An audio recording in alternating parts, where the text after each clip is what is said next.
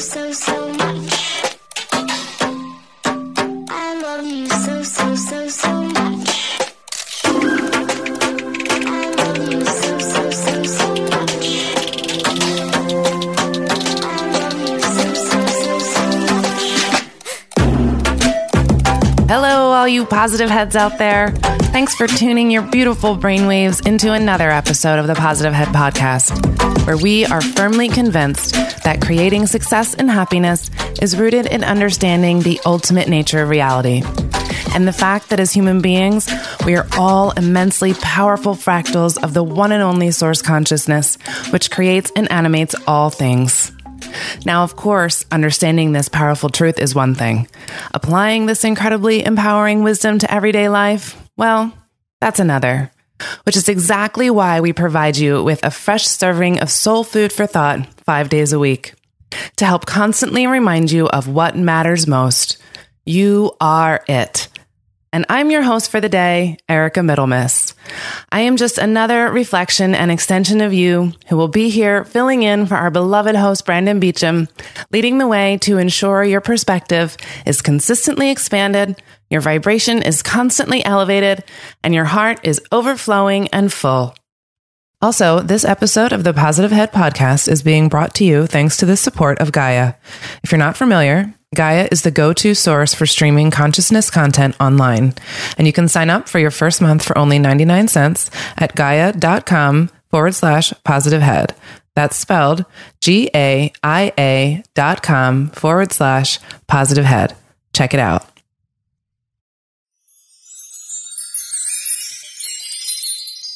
All right, all you positive heads, welcome back to another beautiful day in this magical universe we live in. I am super grateful to be here with you yet another day. Thank you for joining me. Today, I am going to talk more about what Bryan and I talked about yesterday, and today I'm going to focus on the power of our mind. It's one of the most powerful tools that we have, and so I thought I would get into it a little bit more. But before I do, I wanted to make another announcement about the Fairy Festival that's going on this weekend in the UK. If you want to learn more about it, you can go to their website, which is www.fairyfestival.co.uk. And this festival is happening this weekend, Friday, Saturday, Sunday, the 15th through the 17th of June in Cornwall, UK. And this is like attending a festival in fairyland with 150 workshops, talks, and activities for adults and children, and an official unicorn world record attempt, which should really be a good time. So if you're in the UK, I would highly recommend checking that out. It sounds like a really, really good time. I'd also like to read a couple reviews. You all know how much we love these. And if you haven't left one yet, please think about doing so. If you feel the inclination to do so, that would be wonderful. We always love it. So this one is by Linsky R. It's called My New Favorite Podcast. I love it so much. She says, I was having some difficulty with feeling very negative when going to my toxic work environment. I had been listening to podcasts about crime and conspiracy and would actually get to work in a super negative mood. Long story short, I typed in positive in the search box and found my new favorite. Thank you, Brandon and gang, for helping me live better. Awesome, Linsky. Well, no wonder why you were feeling negative when you got to work listening to all the crime and conspiracy. That would kind of do it for anybody, wouldn't it? So I'm glad you found a different thing to listen to and you found us. So awesome. Thank you for leaving us that review. We love you. And I'm going to read one more. This one is by Shelby Rose Burke. And she says, thank you so much. To anyone looking for anything, look no further. This podcast is it. When I'm feeling low, this podcast lifts me back up. When I'm feeling high, this podcast reminds me why. We are not alone. And this podcast provides a space in which we can be where we are, along with a community to connect with. With a diverse and interesting range of topics, this podcast enlightens and enlivens. It is for everyone. Thank you, Brandon. Thank you, Shelby Rose. Good point with the community that Brandon and everyone has created with the Positive Heads Facebook group. That's another thing. If you're not a part of that group yet, we're about 5,000 strong. It is a private group. definitely come and join us there. There's a lot of beautiful support and family and communication happening there. So definitely get on there if you're not already doing so. We would love to have you join us. So today, I'd like to talk about the power of the mind a little bit more. And like I said before, Bryan and I touched a little bit about this yesterday, and I want to talk about it some more because it's so, so important. I'm going to start by reading an excerpt from Dolores Cannon's book, The Convoluted Universe, Book 2. If you've ever heard me before, you've heard me talk about Dolores Cannon up to a million times because I love her so much. And this is one of my favorite books. I think they're all my favorite. I think, it's hard not to actually pick a favorite because they're all so amazing. But this one is how she's, it's just a summation at the very end of the book. And so this is in her own words. And she says, everything we have in our lives and with which we interact is brought into physical reality because we want it there. This is possible because thoughts are real. Thoughts are things. Once formed, thoughts exist forever. And the more they are reinforced, the more physical and denser, the more real they become. This is why we can change our lives and circumstances, because we are more powerful than we realize. We constantly create our reality, and we are capable of changing that reality. Within the matrix of the universe are all the building blocks of reality, all the possibilities and probabilities that we can create from. We can have heaven or hell in our lives because we are powerful enough to do this, once we understand the process and use our minds to create it. Many times, the electrical fields that contain these possibilities are disrupted by discordant intentions and negativity results. When negativity begins, it can be reinforced by people who accept this as a reality, and then it comes into form. We can just as easily have peace and love as our reality once we understand and put to use the power of our mind. As Nostradamus said in my books about him and his predictions, you do not realize the power of your own mind. By focusing on the reality you desire, you can create it. Your energy is scattered. Once you learn how to focus and direct it, you are capable of creating miracles. And if the power of one man's mind is that powerful, think of the power of group mind once it is harnessed. The power of focusing of many people's minds is not only multiplied, it is squared. Then miracles can truly occur. So true. This beautiful genius of a woman, Dolores Cannon, has such beautiful words and lessons. So I would definitely pick up any one of her books if you want to learn a little bit more from her. But the function of the mind is our most powerful tool. Our minds are paramount over our bodies even. And our spirit funnels all of our information through our mind that we can use.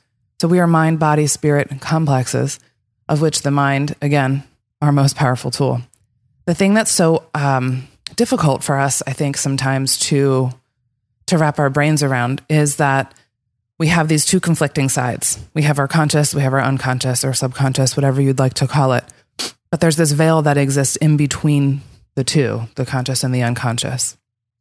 And that veil exists in our reality, but hasn't always existed throughout the eons of time before we came into this third dimensional existence here on planet Earth.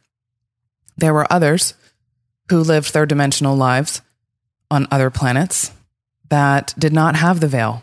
And there, without the veil, everything is known. All the love that truly is, the oneness, can all be seen. It's like a Garden of Eden. But what happens when you live like that, there's like no desire to learn and grow. And so the veil was then created in order to help us evolve a little bit more quickly so we could actually learn lessons in this illusion that we live in and to be able to use our will. So the veil became this tool for helping us to nurture our own will, to exercise our faculties of will, our pure desires. So the veil can be penetrated. It's not always easy to penetrate. It takes a lot of time and effort, But that's what we're here doing. The veil, as the law of one calls it, is the single door against which the higher self must stand awaiting entry. And in order to penetrate it, we have to grow and nurture love and compassion and expect nothing in return. 0. Just love and expect nothing in return. Now, there's different ways to penetrate the veil. There's one of the ways that I use in my practice is Dolores Cannon's method of quantum healing hypnosis technique, which does penetrate that and gets us straight to that unconscious or subconscious part of our mind that helps us to see beyond the veil and see the reality of the truth that really exists within us. Another way is dreaming. Our dreams help us to kind of give us an idea of what our higher self is trying to tell us, although those are also veiled, aren't they? But the more we work with them, the more we can learn. But working with the mind is definitely a practice that I would like to encourage everyone to start doing if you're not doing already. And I'd like to share with you directly from The Law of One, actually. It's one of my favorite books. And they give in this book stages of mental discipline. And so the first stage of mental discipline is examination of the self, which is super necessary. It's necessary because in order to learn to master the concepts of our mental disciplines, we need to first examine the light and the dark sides of ourselves. So all of our dualities, our shadow sides and our light side. So every thought that we have actually has in turn an equal and opposite thought because of the dualistic reality that we live in. And so this discipline of the mind first involves identifying those things within ourselves that we approve of and things that we disapprove of. And then balancing each one of those things with its equal energy, because the mind contains all. So you have to discover this completeness within yourself. So that's stage 1. Stage 2 is accepting the completeness within ourselves, accepting both the light and the dark sides of our mind. When we start to pick and choose between the light and the dark aspects of ourselves, this can actually contribute to different energy blockages and further confuse us. So each acceptance of ourselves will smooth away any judgment that we have of others. Now, step 3 is similar to the first, but instead it's focused on other people who we meet and are in contact with. So within each one of us exists this completeness. So the ability to understand each balance is necessary. So for example, if you view patience in one person, we are responsible for that mirror of patience or impatience that we see within ourselves.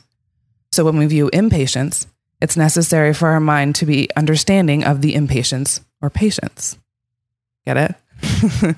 Balancing out those two and looking at it as if we are that mirror. Step 4, the acceptance of other people's duality. So you can see steps 3 and 4 mirror steps 1 and 2. So those are the first 4 steps. And then the 5th step involves, and this one is definitely more complicated, but take this one as you will. And this one, again, definitely will be for those who've already kind of mastered 1 through 4, but observing the geographical and geometrical relationships and ratios of the mind, the other mind, the mass mind, and the infinite mind. So already just wrap your brain around what even that means. But there's a lot to that when we talk about sacred geometry and vibration and sound and thought and everything that entails. So another thing I'd like to share with you is also some exercises for strengthening the mind, also from the Law of One. The foundation of these exercises to begin with lies in meditation, in contemplation, or in prayer, which we talked about yesterday. Prayer and meditation can be really the same thing. But it's within this framework of the mind that these exercises can be processed. And without working with these exercises in this way, the information doesn't quite sink down into the roots of our mind, enabling the body and then touching the spirit. So the first exercise and most usable one is that the moment contains love. And this is the lesson or goal in this reality, in this density. The exercise is to consciously see that love and awareness and understanding of all the distortions that we see. The The first attempt that we make at this is the cornerstone attempt. From this choice, the rest of your life experience will sit. The second attempt you make will add to the first. The third gives more power to the second, and the fourth powers the third. And you can see how it goes on from there. So the conscious statement to yourself of the desire to seek love is a central act of will. Will is very important here. Remember that we have been given this power of free will. The will is our strongest aspect of our mind, and we need to learn how to use it properly. So the second exercise, the universe is one. When you view another, see the creator.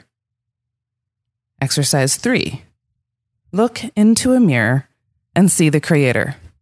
So as you look into the mirror, you're looking at yourself, but you're seeing the creator because that's who you are. You are one with the creator.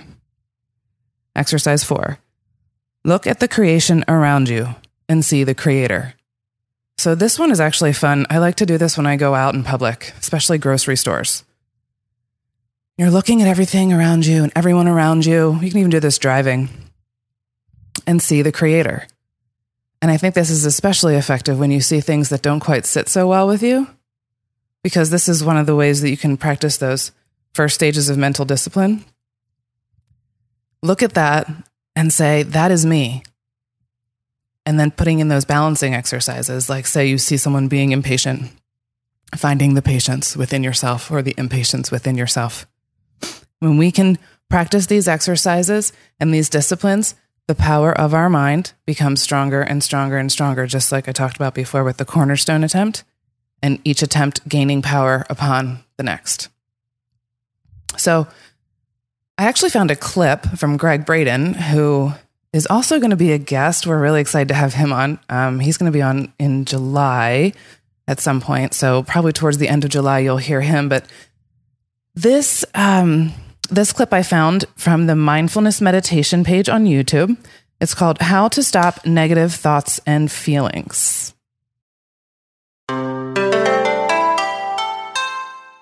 So people ask the question, what about their own negativity, their own negative feelings, thoughts, emotions, and beliefs, and how their inner experiences of negativity may affect what it is that they share in the divine matrix. And what the ancient traditions say about this experience is nothing new. It's the same experience in humanness now that we had 2,500 years ago. And what the ancient traditions in the text say is that our experience is only an experience, not positive, not negative, until we judge our personal experience, until we give it an importance based on our perceptions and our beliefs. And until we do that, it is simply an experience. So the question is, why are we judging ourselves, and how do we judge ourselves?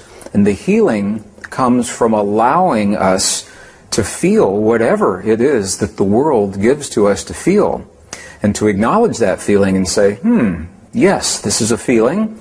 Sometimes it's a good feeling, sometimes it's a bad feeling, but to allow the feeling to unfold without judging what the feeling means or being afraid of how it may affect something else in the world.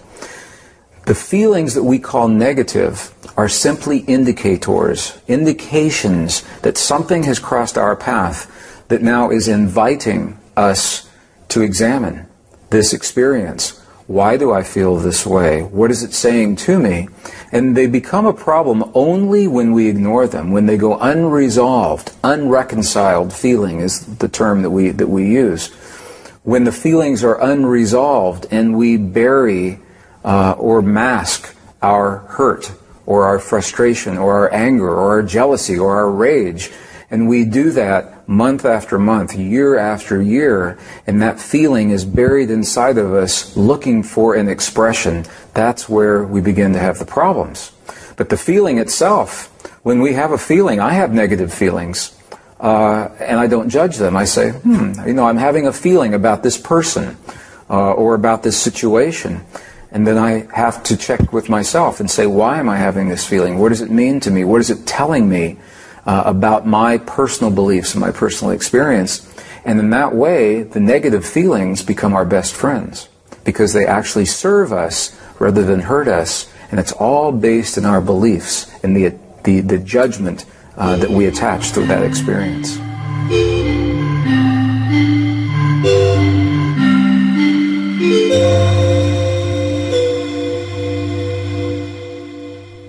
The ancient Essenes tell us in their texts 2,500 years ago, very precise language, that every human lives in this earth in three worlds at the same time. We live in the world of thought, the world of feeling, and the world of emotion. And their texts actually say to us, when these three become one, when the thought and the feeling and the emotion are merged, are married together into a single potent force, then when you say to the mountain, move, the mountain will move. Now, I used to believe that this was a metaphor. And now I have seen in the monasteries of Tibet, and I've seen with the holy and the sacred people in Bolivia and Peru, in the native traditions of the desert Southwest, in the medicineless hospitals in Beijing, China, this is not a metaphor. It is a literal fact. When thought, feeling, and emotion become one, we literally can change the stuff our world is made of. We can rearrange the atoms of matter through the belief waves that emanate from our heart. So the question is, when we are experiencing judgment and ego, what is that saying to us really? Well, the first thing it's telling us is that we are not in our heart, because the heart has no judgment and the heart has no ego. When we are experiencing those qualities, it is coming from our mind. It's coming from our inner child. It's coming from our fear, from our families, our perceptions, our conditioning. It's not coming from our heart.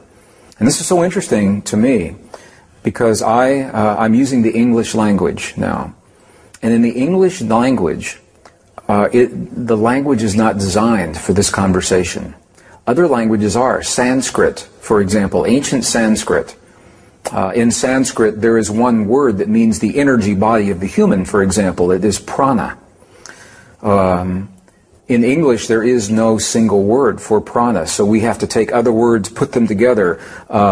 Energy body or electrical magnetic field or something like that. And the same is true when we speak about the language of the heart. There is no word in the English language that describes the language of the heart. Part of my heritage is Southeastern Cherokee, Native American Cherokee. And in that tradition, there is a word that means the single eye of the heart that doesn't see right and wrong and good and bad. It simply sees what has happened with no judgment. And that word is Shante Ishta, the single eye of the heart. And so the goal of many ancient traditions, early Christian, early Jewish, early Buddhist, Native American, and now the scientific principles today, is to find a way to view the experiences of life, what happens in the world around us, our relationships, our finances, our health, through the single eye of the heart, the eye that says, yes, this is what has happened, without saying what has happened is good or bad or right or wrong. And when we find ourselves having those experiences, we are in our mind. And it is the marriage of the mind and the heart that give us the power to create. And the way they say to transcend, to get through the judgment that we find ourselves in, it sounds strange at first. But what they invite us to do is this. When something hurts us in life, when something crosses our path that causes us pain, our first reaction is to move away from it, to say, I don't want that. And that is when the judgment comes in. If we can embrace the experiences when someone or an experience hurts us in life, not that we like the experience or we want to have it again, but the ancients say that we should bless the experience. And this sounds very strange, to bless the things that hurt you. But here's what happens. When we begin to bless the things that cause us the pain, the blessing is simply the acknowledgement. When you say, I bless the person who has just been dishonest with me. I bless the person who has violated my trust, betrayed my confidence. And you say that again and again, and you say it out loud. What begins to happen is the verbal expression brings the physical energy up from the heart into the body. And soon your body becomes warm and you have tears in your eyes and you say, I bless this person, I bless this person. And it is the blessing that relieves the charge of the judgment for just a moment. And that's all we need. Because for just a moment, when the charge is relieved, we can replace the hurt with something else. And the ancients say that something else is what we call beauty. Beauty is a powerful force in our world, and it already exists everywhere. The ancient Essenes and the Native Americans alike, they say that beauty is already everywhere in everything. Our job is to find that beauty, to seek it out. Now, Mother Teresa was a master at this. She would walk down the streets of Calcutta, India, and she would see dead bodies on the street and decay in the gutters. And in the dung in the gutter of the streets in Calcutta, she would find a flower growing, and in that flower she would find beauty in the streets. And that experience allowed her the strength to find even more beauty in life. So rather than judging the experiences, when they come to us, if we can look at each experience as a blessing, and when we find ourselves hurt, say, again, yes, I feel hurt, so acknowledge it first. Secondly, what is this hurt saying to me? What voice am I hearing? What does it tell me about my life? And bless the hurt now that is giving us information about ourselves. As we begin that experience, it is much easier then for our thoughts, feelings, and emotions to become one so that we can move that mountain when it comes across our paths.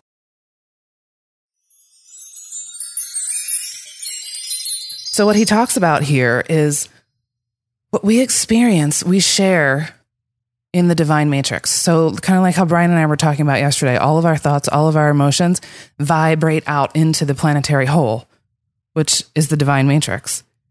He says there's not good or bad experiences, but all the experiences that we have are neither until we actually start judging them.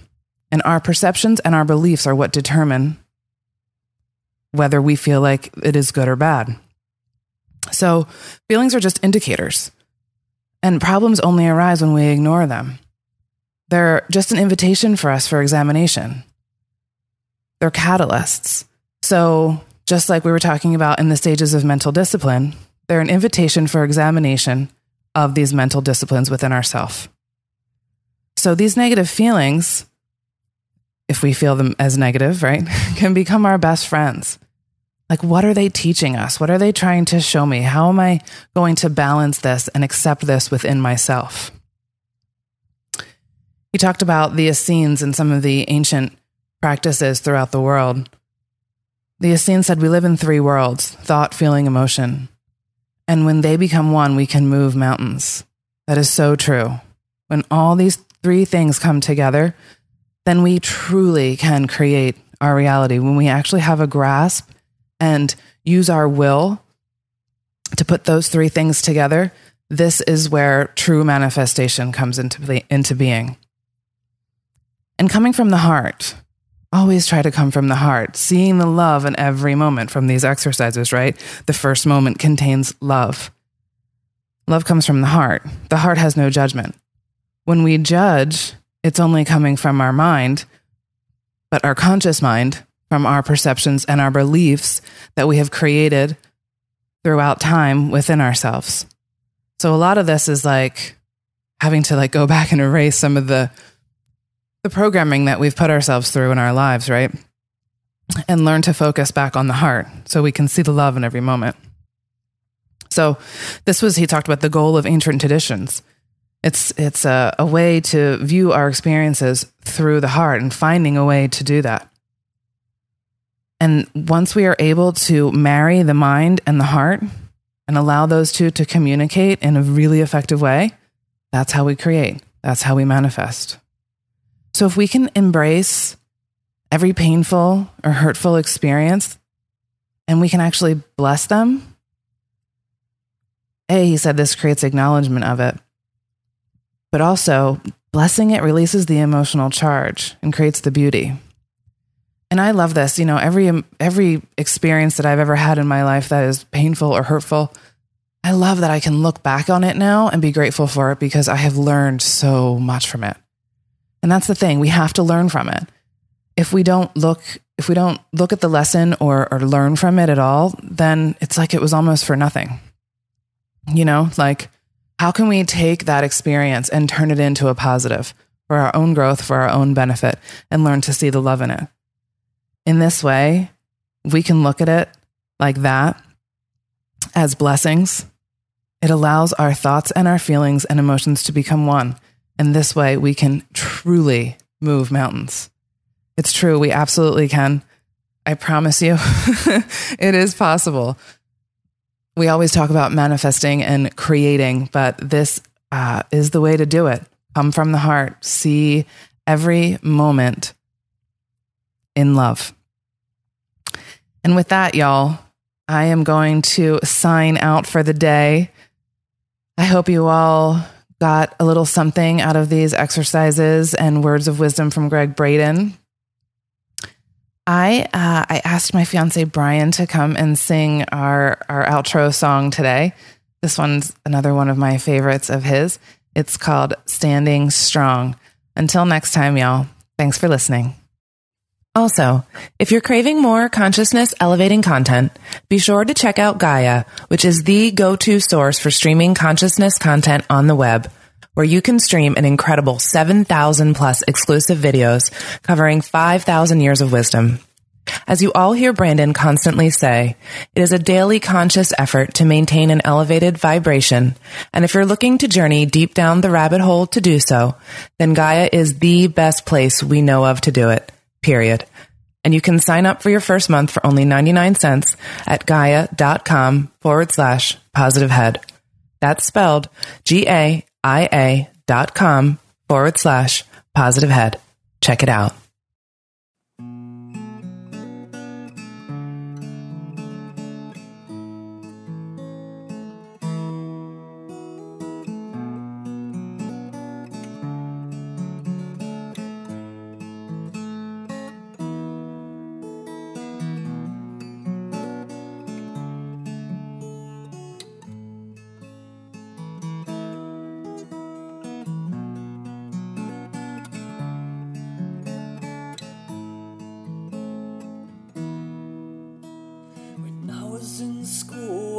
Told that the mold was the best place for my soul, that concrete cages and testing pages were the only way to grow. But in my dreams I would sing and my wings would carry me through the sky, 'cause I knew that I was more than meets the eye.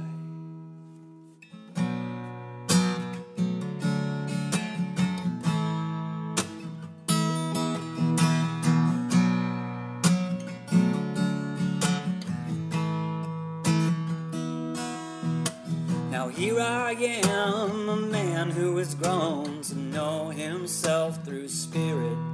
And though my heart speaks, it's hard to be in a place where I can always hear it. When I'm lost in a maze of crazy ways that separate me from faith, I find my breath and finally let the truth inside me say, I'm standing strong with my roots growing deep into the ground. I'm rising up above the ashes of the fires of change. I'm breaking through all the walls that were built over my heart. I'm letting go of all the stories that tell me I am small. I'm standing strong.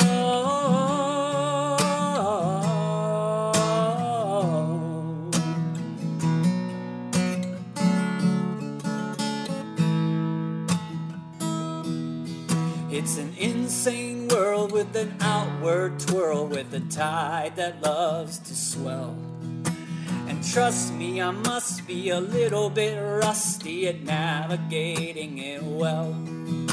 But all I need is a willingness to see the beauty in the pain, and a love so fierce it will pierce every shadow along the way. I'm standing strong with my roots growing deep into the ground. I'm rising up above the ashes of the fires of change. I'm breaking through all the walls that were built over my heart. I'm letting go of all the stories that tell me I am small. I'm standing strong. I'm rising up.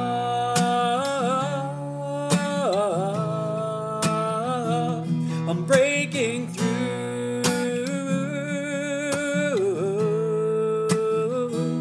I'm letting go.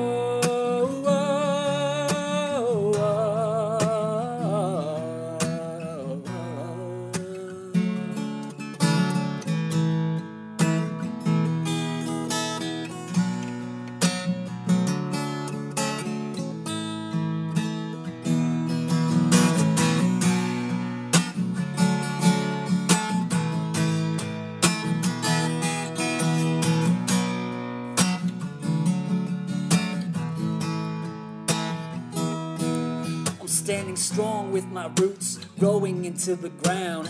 Down, down, down to the core where I found a brightly burning sun, the heart of Mother Earth from which my soul sprung when my mama gave birth. In the strength of her iron, my resolve is never tired, and I'm fed through my heart by her ever-burning fires, the same flames that destroy and reclaim every system and structure that has lost its way. Now I rise from the ashes as the dragon shadow passes the masses with its wings beating warnings to our asses. It's time to wake up, time to break down the walls that we built around our hearts to keep us feeling small. It's time to let go of the fear that we have been given, that has driven us to live inside a self-inflicted prison with such unique prisms. So I'm gonna shine my light and hope that other beings see it as they travel through the night. I'm standing strong with my roots going deep into the ground. I'm rising up above the ashes of the fires of change. I'm breaking